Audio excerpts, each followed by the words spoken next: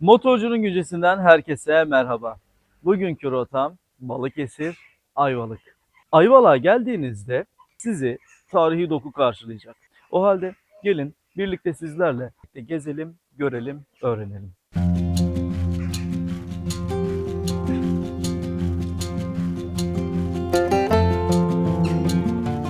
Görmüş olduğunuz bu cami, bahçesinde çınar ağacının olduğu düşünüldüğü için Çınarlı Camii adını almış.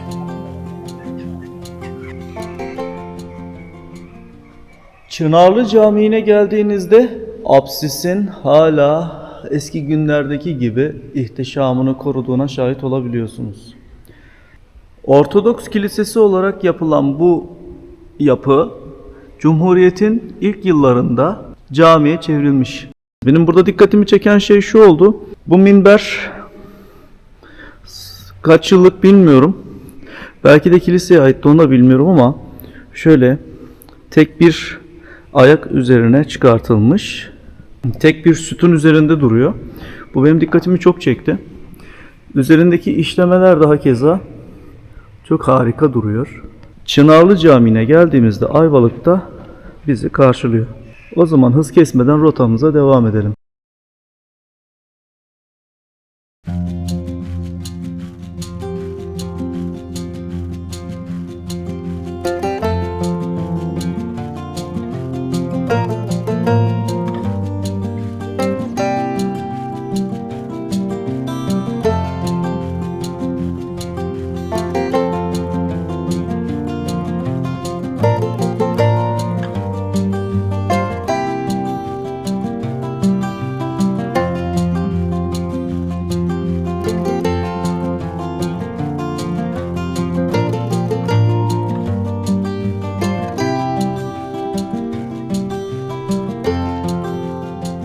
Beş para etmeyen şeyler bende. Hiçbir işe yaramayan şeyler.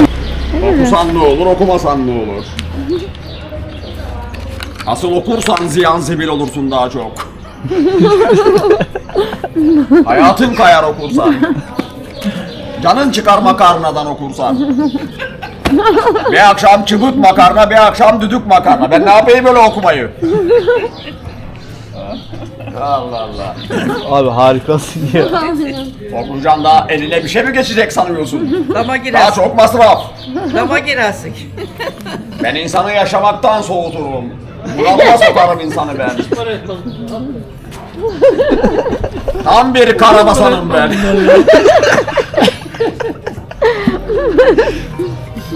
...20 sene okula gideceğine gir bir marangozun yanına çalış. Hiç olmazsa cebin para görür.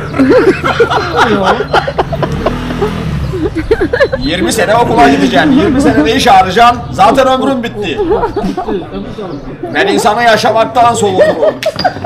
Bunalıma sokarım insanı. Çocuk hayatı sorguluyor şu an. Okumayacağım diyecek birazdan.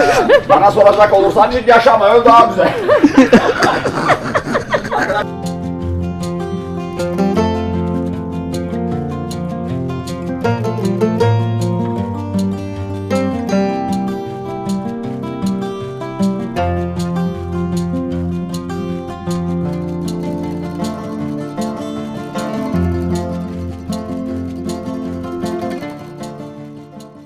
Şu an Ayvalık sokaklarında Ali Erdinç kardeşimle birlikteyiz.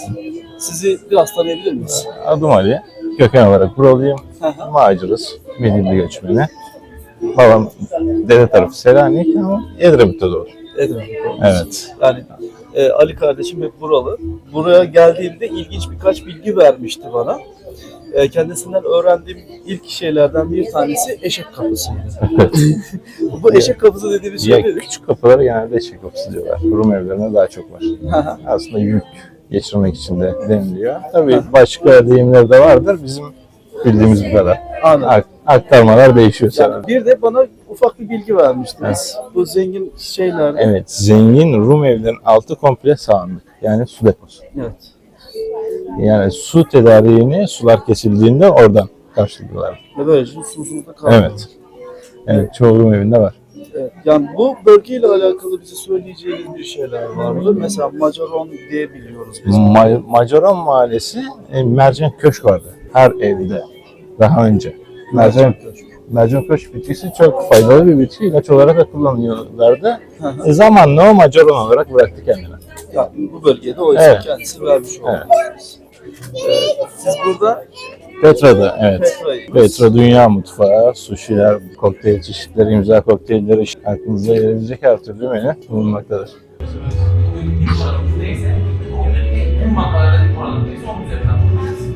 Mübadele zamanı fotoğrafı. Ayvalık. Bu mübadele dönemi. Evet.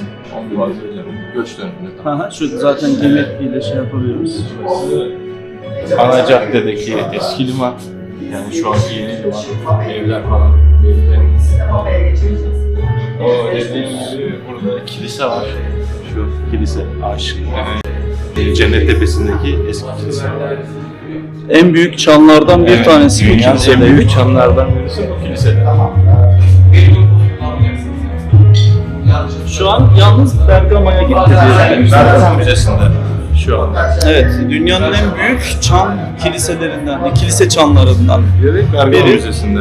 Daha Evet. önce Ayvalık'taydı. Daha önce Ayvalık'ta yani. Mübadeleden önce büyük ihtimalle. Gerek ticareti olsun gerek işte Rumların bu bölgede yoğunlukta olması burayı zamanında çok kalkınmış.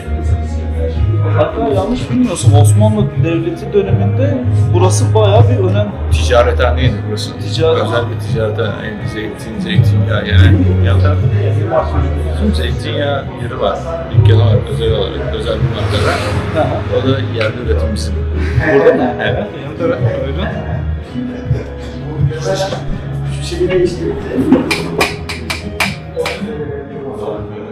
Altınova'da üretiyoruz. Çiftliğimiz var. Şurada.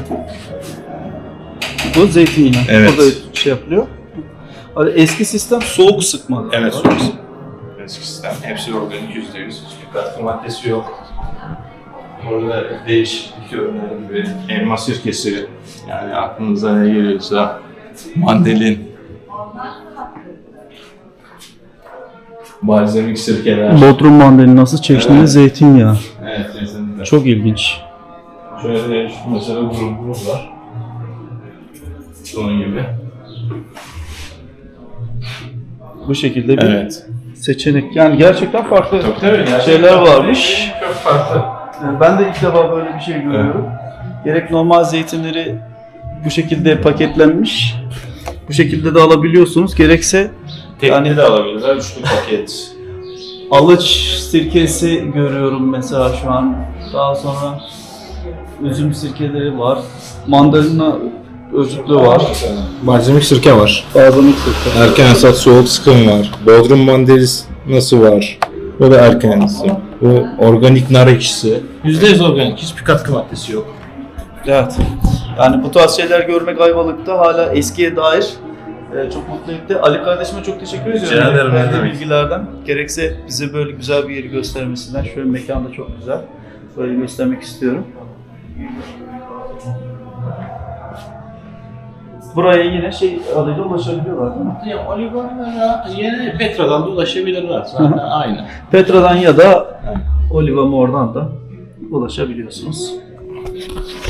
O halde biz rotamıza devam edelim. Ayvalık sokaklarında dolaşırken mekanların güzelliğini görüyorsunuz.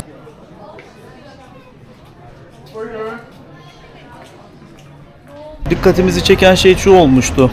Eskinin deve ahırları günümüzde işletme haline gelmiş. Zaten bu tarz yapıların dikkat çeken özelliği tavanları. Tavanlar biraz daha yüksek ve normal ev yapılarından farklı oluyor.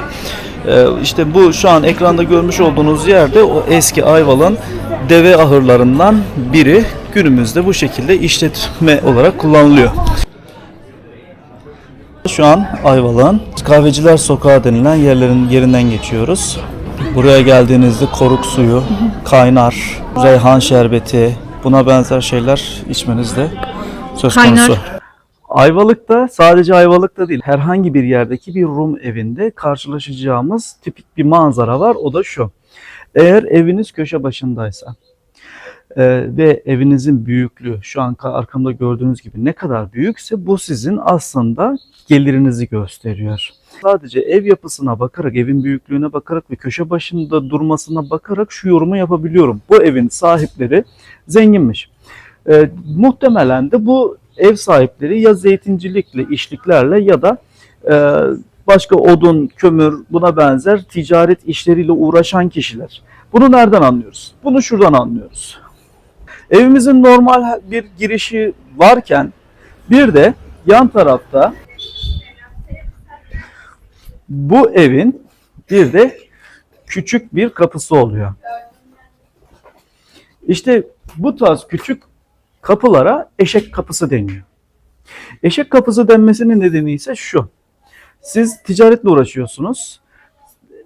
Eşeğinizi getirdiniz. Buradan arka tarafta artık depo olarak ne yığdıysanız, zeytin yağı mı yığdınız, kömür mü yığdınız, talaş mı yığdınız, artık ne yaptıysanız, ticaretiniz her neyse arka taraftan getiriyorsunuz. Buraya eşeği çekiyorsunuz ve bu kapıdan eşeğinizi yükleyerek yola devam ediyorsunuz. Yani bu tarz büyük yerlerde, özellikle ticaretle uğraşan yerlerde iki kapı görmeniz mümkün. Bir tanesi burada gördüğünüz gibi cümle kapısı iken diğeri ise daha küçük bir kapı olan eşek kapısı.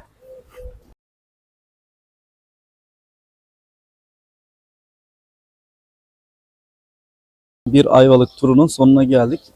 Bu videoda evet deniz yok. Ayvalık'a insanlar genellikle tatil amacıyla deniz için geliyorlar ama motorcunun güncesi olarak ben denize değil, aksine şehri tanımaya, şehrin hikayesini toplamaya geldim. Ayvalık ile alakalı 1. bölümde anlatacaklarımız bu kadar. 2. bölüme de davetlisiniz. Bu ve buna benzer içerikler için takip etmeyi, bu gönderiyi arkadaşlarınızla paylaşmayı unutmayın. Kendinize çok iyi bakın. Görüşmek üzere. Sevgiyle kalın.